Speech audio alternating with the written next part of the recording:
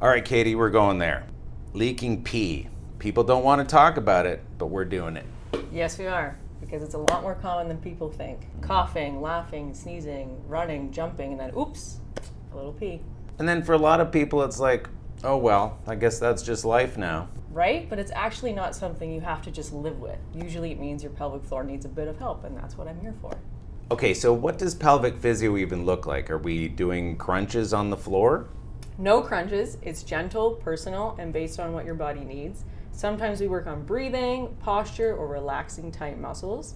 Sometimes it's about building strength or changing a habit, like how you sit on the toilet or how you use your breath when lifting. Okay, so someone's watching this and they're like, hey, that's me. What do you want them to know? I want you to know it's super common, and while it might be uncomfortable, it's totally fixable. Let's chat. Even one session can make a big difference. All right, folks, don't be shy. Come talk to Katie. She's seen it all, and she'll help you feel better without judgment.